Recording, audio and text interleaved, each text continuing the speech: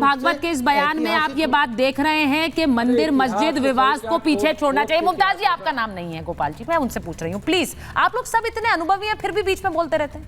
मैं आपसे पूछ रही हूँ गोपाल जी, इसको मुझे बताइए, मंदिर मस्जिद विवाद को पीछे भूलकर आगे चलने की बात है कि नहीं है भागवत जी के बयान में? देखिए, भूल सबसे पहले तो फैक्ट तो स्टेब्लिश करने ही पड़ेंगे ना। ठीक है, अगर इतिहास को हम भूल के नकार तो नहीं सकते। नकारने का कहीं उन्होंने नहीं कहा। उन्होंने कहा कि एक बार स्पष्ट हो जाए। और जब जैसे राम मंदिर में बात हुई थी कि मुस्लिम भाइयों को कहा था कि आप सहर्ष अपने इस जो वहाँ पे जो ढांचा बना हुआ है उसमें राम मंदिर बनाने के लिए स्वीकारोक्ति दे दीजिए। तो भाईचारा ऐसा तो नहीं हो सकता कि अगर आप जो इतिहास को सच्चाई को ही छुपा देंगे। तो इतिहास की सच्चाई को हम सब लोगों को, देश को एक्नॉलेज करना पड़ेगा और उस जो इतिहास की सच्चाई है उससे लेसन्स भी लेने पड़ेंगे।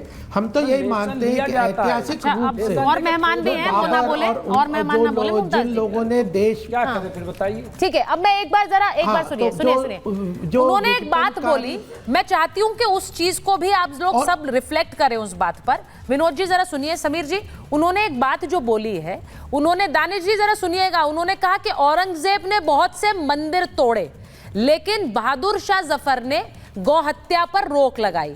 तो उन्होंने कहा कि ये जो आगे बढ़कर कदम लेने वाली बात है यही हमें साथ लेकर आगे बढ़ाएगी। यानी इसका सीधा मतलब ये है कि सम्मान दोनों तरफ से होगा, एक तरफ से नहीं होगा। समीर जी।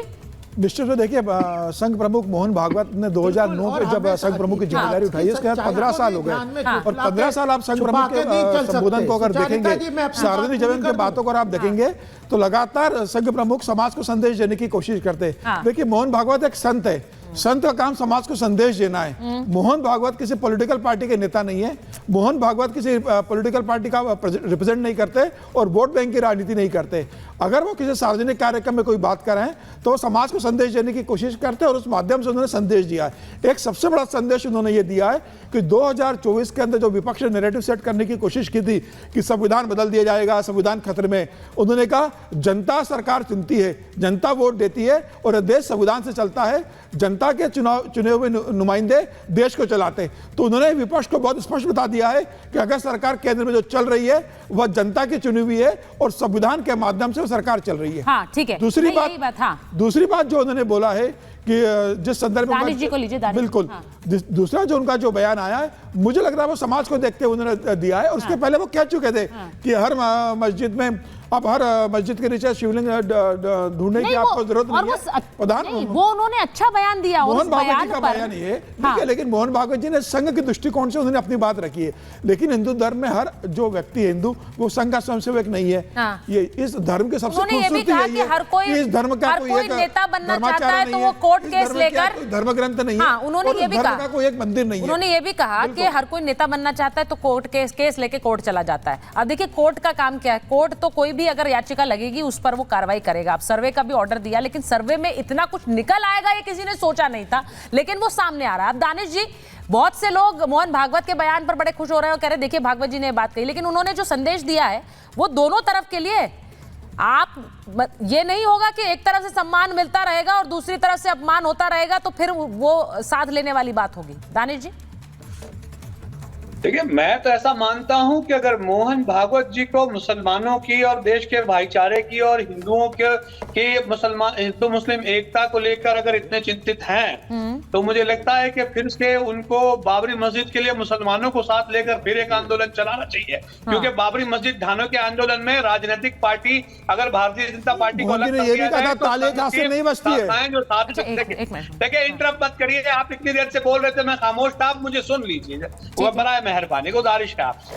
अब आके सवाल आके ये खड़ा है कि मैं ये कह रहा हूं कि मोहन भागवत जी को जो इतना प्रेम उभर आया है देश के हिंदू समाज के अलावा इतर वर्ग के, तो मैं आपको कहूं कि मणिपुर की स्थिति हमारे सामने है, जहां पर अलग अलग समाज के लोग रह रहे हैं, उसके ऊपर बहुत ज्यादा स्ट्रॉन्ग क्रिटिसिज्म उनका नहीं आ रहा है। तो मैं आपसे यही पूछ रहा हूं कि देश का प्रोपोर्शनल रिप्रेजेंटेशन में मुसलमानों का जो कंट्रीब्यूशन है, इसको लेकर मोहन भागवत जी कब जन आंदोलन निकालेंगे कि भाई संवैधानिक तौर पर जिनका जो प्रोपोर्शनल रिजल्ट है। देखिए, सरकार देगी नहीं देगी 2 नंबर की बात है। क्या मोहन भागवत जी लेके जाएंगे तो नहीं जाएंगे। तो ये जो बेवकूफ बनाने की राजनीति है संघ की, मुझे लगता है कि इसकी कलई खुल गई है और अब ये ज्यादा अच्छा, सस्टेन तो ये होने संघ वाली नहीं की, है। अच्छा ठीक है, विनोद जी को लाइए स्क्रीन पे जरा, मैं विनोद जी के पास जा रही हूँ। सुचार 10 हाँ, सेकंड बोलिए 10 सेकंड। हाँ बोलिए ना। सुचार 10 सेकंड और मुझे पूरे जो उनका मर्म और तर्क जो समझ में आया है, हाँ। वो ये समझ में आ रहा है कि भाई ये हर रोज एक नया अड़ंगा खड़ा करना, तो मतलब ये करना